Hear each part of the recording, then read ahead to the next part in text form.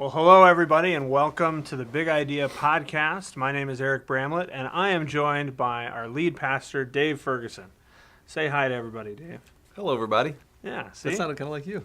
Yeah, hello. Hello, everybody. Yeah, hello. Yeah, I do that. I don't know why I do that. But we're glad that you're here taking in this Big Idea Podcast, and our goal, as always, is to try to illustrate and elaborate a little bit on the big idea so that you can be prepared to create content, whether you're doing that in a large group format or even as you're preparing small group discussion guide type things, what have you. And so we want to go through this series. It's a 3-week series. It shows up, this is really kind of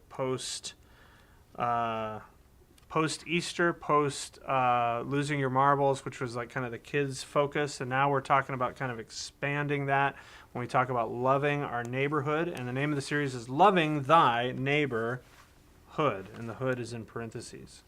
Do you get that? Do you get So that it's hip joke? with the kids. Yeah, it's so hip with the kids because nobody sees those parentheses coming. It works so well for adventure that we had to do it again.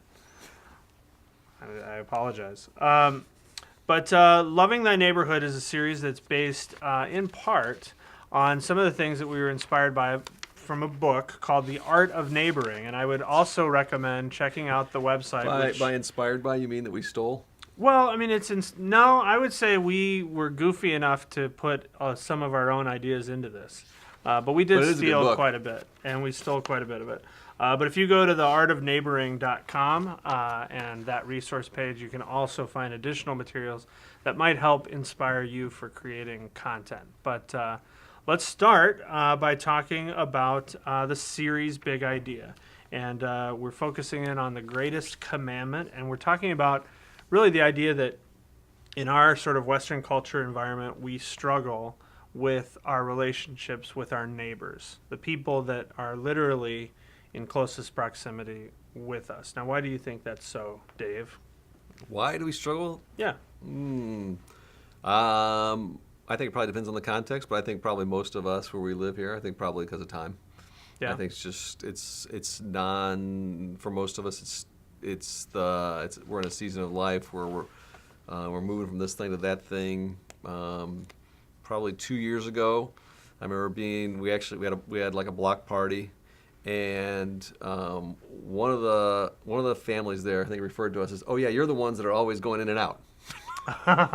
So maybe I'm projecting on everybody else, my own problem. Sure. But I think a big issue is just trying to find the time to actually build relationships, and the pace of life I think keeps you from doing that. And if there's not time, there's not going to be relationships. I also think that at some level we may not look at that group of people as the people that maybe we're supposed to. Like we all of our systems are maybe not necessarily built to meet the needs of the people that we're in closest proximity with. And that's where you get some of that going. It's like, I'm going to go to this place, I'm going to go to this, and we're using our house sort of as a pod for sleeping as opposed to a place where we can bless our neighbors. So the goal then here is to take that problem, I think, and kind of put it in light of the greatest commandment. And so that's kind of our series scripture. Teacher, what is the greatest commandment in the law? He says, love the Lord your God with all your heart, with all your soul, with all your mind. It's the first greatest commandment. The second one is like it. Love your neighbor as yourself. So I think this series then is really kind of encouraging a radical change to be in line with the greatest commandment. What do you think about when you think about that commandment kind of being applied to that particular problem? To me, there's sometimes, and we're going to take a look at a scripture and this first series coming up to in Jeremiah that requires a little more understanding of context and exegesis, that kind of stuff. This is not one that requires much exegesis. This is not one that requires much, really a lot of homework to really get. I think Jesus is pretty pointing clear, like, love your neighbor. So, all right. What part of that do you not understand? And so the question really probably is more tactical or strategic, like how do you actually go about it? Mm-hmm. How do you actually go about doing that and fulfilling that commandment? I think more than it is really kind of understanding about it. Yeah. Although I do think it will take some awakening of, oh, well, I've never really thought about that particular people or those particular people as being the people that I'm called to reach. Or maybe not, but it's only because weren't really paying attention. It says your neighbor, for Pete's sake. Right. No, you're right. Maybe. Yeah. Well, but I think your point's well made, because I would say guilty as charged, because I'd say, in some of you heard me talk about this, in the neighborhood that I lived in when we lived in the house before this, what has been 10 years ago now, we had terrific relationship with those people. Even people who didn't go to our church, those people formed a small group with those people. We did parenting stuff with those folks, all kinds of stuff. It was awesome, and I felt like I was succeeding in this area. Moved to a new neighborhood, didn't make those connections, and it was probably 7 years of really not making any connections, and I think you'd say really being disobedient to this command. Yeah. And only been the last couple of years where I felt like on a consistent basis by really praying for the people in my neighborhood and trying to figure out how do I implement the blessed practices there. Yeah, and you bring up a good point. I hinted at it earlier, but this is a great series to be able to talk about and kind of salt and pepper throughout the blessed practices. Absolutely. What it means each week. But you'll see the progression from week to week, that we are really trying to illuminate a problem and then kind of address it head on to try to take steps, and then really kind of a rallying cry of putting it all together and really understanding that this is who we're supposed to be in Jesus. So in that respect, I think it's got a progression, but we also have an opportunity, I think, to maybe kind of be a little bit of a shock to our system, and that's going to segue us, I think, into week one, because week one we're talking about loving the hood. And really, this is the introduction, so we'll definitely hit the greatest commandment piece in terms of that being like forefront in terms of what God called us to do. But then we kind of turn it upon ourselves. If Jesus says love your neighbor, we kind of ask ourselves, who is our neighbor? Now, the same person in the Bible asked that, and he ended up hearing the Good Samaritan story. We're going to ask that in a different way. We're going to do something that this book recommends called the block map exercise. I love this. I think this is great. Yeah, and so, basically, this is something that we envision. We haven't programmed the services yet, but we certainly envision this being something that we can do in service as a participation exercise. And basically, I don't know if you want to talk through this or if you want me to just go ahead and start, but basically the request is for the attenders to reflect on those who live in the 8 houses that are closest to you. So if you just put into your mind 8 houses that are closest to you, and with those houses, you're kind of dividing those 8 boxes into 3 levels. And there's 3 categories of information. One is, do you know their names?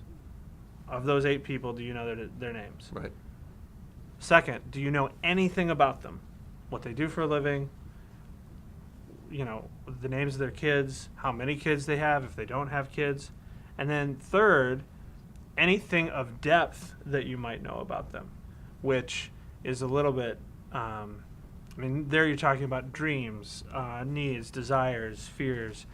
Have you had those kind of conversations with those neighbors enough to know those things? And and what the research tells us is that when it comes to, do you know anything about them, kind of the broadest of categories, if you're talking about those 8 boxes, I think it says 35% can do that. Oh, I can tell you something about the 8 closest boxes, whether you're in a city or suburban setting, whether it's apartment or townhomes, or whether it's single family dwelling. Yeah, 35% say, I can give you some information. Right. Yeah. That would be accurate about each of those 8. Some data. Yeah. That's only about a third. Yeah. Then only 10% could actually name all 8. Name the names of the people that live in those 8 boxes. Right. And then what was it? Then it's 1%. 1% could get to the point where they know their dreams, they know their of fear. all of them. Yeah. Right. Right. Which no, there's no way I'm doing that. So I think this is a great. I think what'll happen too as we do this exercise, I think it'll really illuminate going like, either wow, I really have no clue about my neighborhood, or I don't know them nearly as well as I could. And if I'm really serious about trying to bless my neighborhood, there's some clear steps I need to take. Yeah. I think it's a great exercise. Yeah, on this exercise it says, and I love this, it's hard to love someone if you don't even know his or her name. Yeah. And I think that might be true. But let's hit a little bit on what we talked about here. You hinted at it with Jeremiah and talking about that particular situation with the people of Israel and how that passage has an opportunity to be a connect for us in this. Well, I think the thing that jumps out, too, is here's this group of people that are in exile, but still they get the instructions, through the prophet from God that they're supposed to seek the welfare of the city. Mm-hmm. And I think, and as we apply it to this setting, I think it's like, yeah, you need to seek the welfare of your overall city, but particularly, how do you seek the welfare of your neighborhood? Mm-hmm. How are you there on behalf of that community?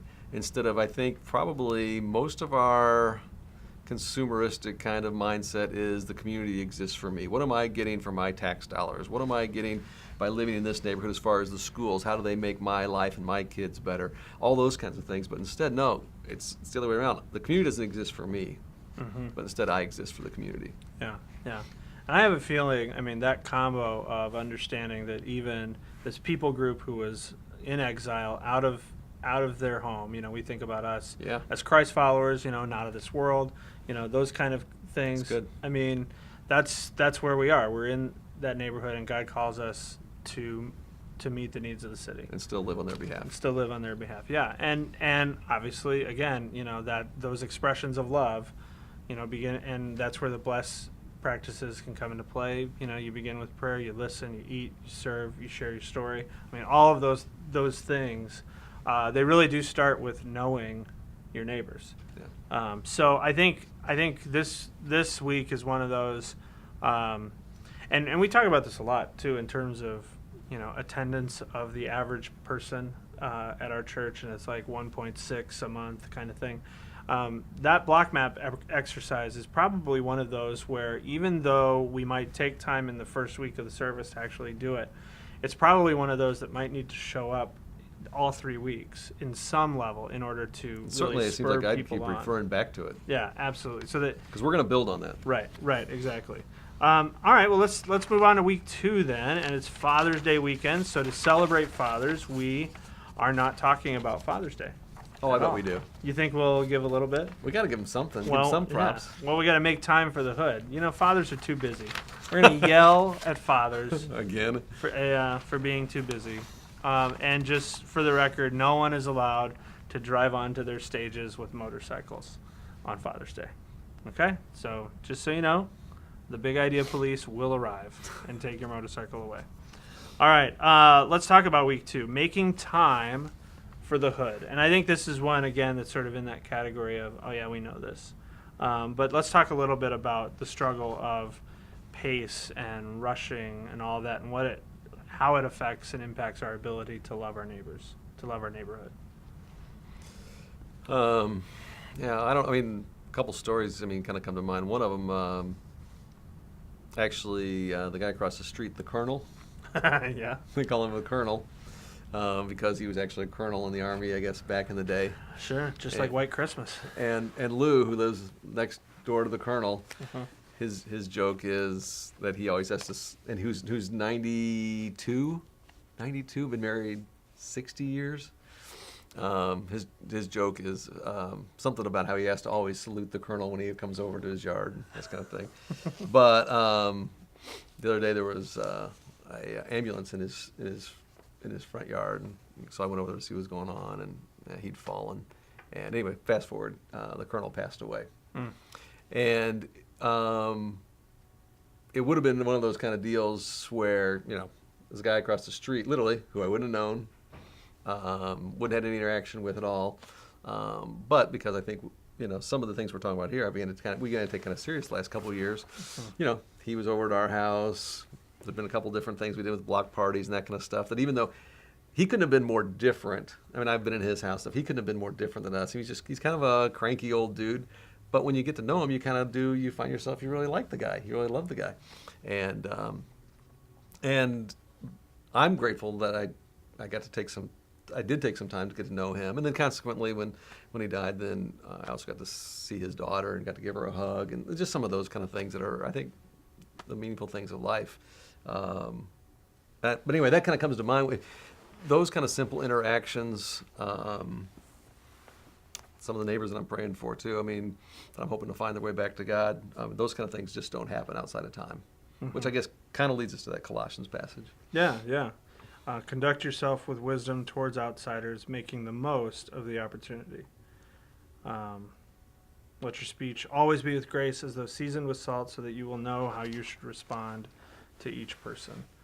I think people will be hungry, I think, for specific examples too, because I think that time and busyness is one of those things where we know it in our environments. We know how busy we are. We know we need to stop, but we don't do it. And I think being able to replace that sort of guilt, like, hey, stop being so busy, with some practical, well, here, try this. Try taking more walks in your neighborhood. I'm finding this right now. We're in spring. We're in finally the start of spring. Thank goodness. It's everything is thawing out. The hibernation is over. And I have neighbors, 2 doors down, who literally I just purely don't see for the winter. Yeah. I just don't see them. And so now you're in that opportunity. You're in that mode. You have the ability to kind of explore, leave the door open, sit in the front part of the patio, front yard instead of the backyard. All those things that you can intentionally do. Force yourself to introduce. This is one thing that I've noticed is that, however, I have a hard time remembering people's names in general. And so if I don't really work hard to make sure I know their names, it becomes that goofy dance where you sort of know their name, but then you don't. And so here's what I've kind of started doing. Yeah. So there, you don't have to read them out loud because someone might watch this, but it says cross-country peeps. This isn't actually my neighborhood, but it's a different kind of group. These are all the kids that are on, a bunch of them that are on Caleb's cross-country team. Because you see them once every week or so, and it's like, oh, buddy, guy. Hey, guy, what are you doing, bud? And so I've kind of gotten, I just typed, and so they think I'm checking my phone to check email, but I'm actually checking, hey, what's up, Jim? Which, yeah. I guess that counts, doesn't it? Oh, it does. That's a practical thing to do, for sure. It makes them think you're addicted to your phone, and you probably are. So there's no loss there. No loss there. They were going to think it anyway. But they think I also know their name. Right.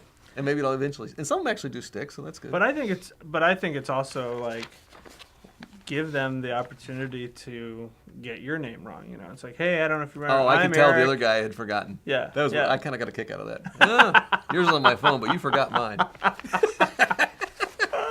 Did you know I'm a pastor? Got God on my side to learn your name. All right. Anything else you want to say about that? Those seem pretty clear. The thing I guess I think this is a really important series we're doing. And the thing I love about it is that week one we're saying, okay, do you know your neighbor? And probably most are going to come away with going, not nearly as well as I thought, or hoped, or maybe really, as I should. And then week 2 is kind of like making time, and we're going to talk about those kind of practical steps. Okay. Once we've identified what's lacking, now let's take some steps towards that. And I think, like you said, walking in your neighborhood, walking in your front yard, your backyard, proximity and time are the two things that make relationships. Yeah. No, that's good. All right, well, let's hit week 3. All righty. And so once we've loved the hood and we've made time for the hood, that'll give us the opportunity to go all the way and create a neighborhood. This is about transformation, I think, and maybe even about identity. Really just the idea of following through, taking that great commandment seriously. And, love is a verb, right? So love is action. So if you love your neighbor, there's action that is being taken in the midst, in those relationships. And if I had to pick one of the weeks where I feel like the blessed strategy really comes to play the greatest, I feel like it's this one, because I feel like that step, those 5 steps really lead you to action and lead you to that kind of, cross the finish line kind of moment. But let's talk just a little bit about the scripture here, because I think it really kind of speaks to identity in a way, the who we are. And it starts by talking about what Jesus did, John 1, the Word became flesh and blood. This is the Message's translation, so it's kind of nice the Word became flesh and blood and moved into the neighborhood.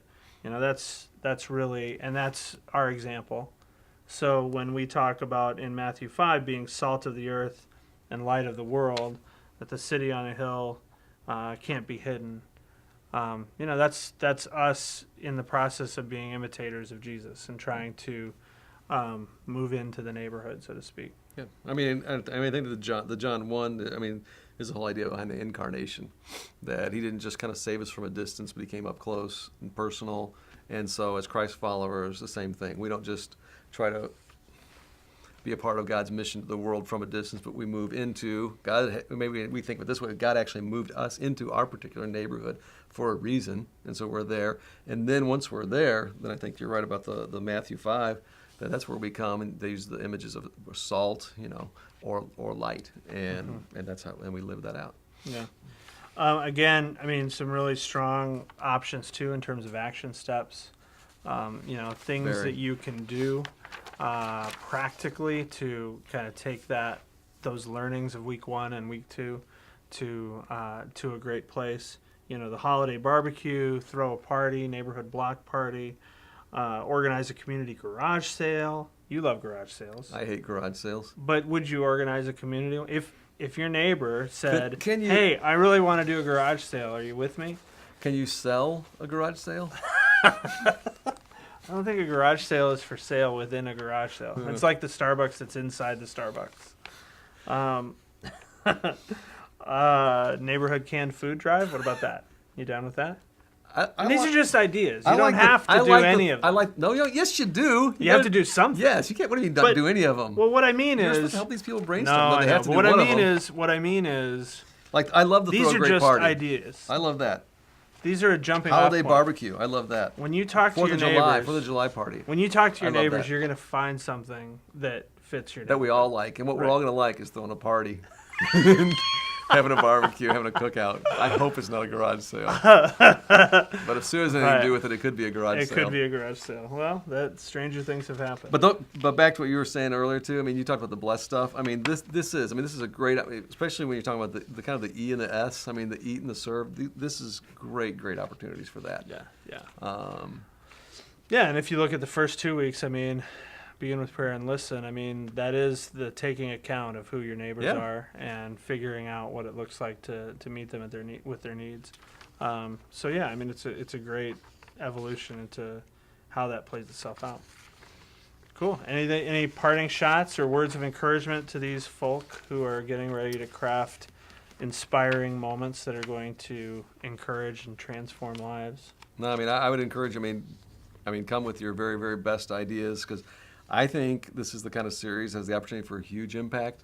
When you begin to think about, at each of our campuses, let's say you got 5,000 or 6,000 or more folks, more than that that'll show up over the course of the series.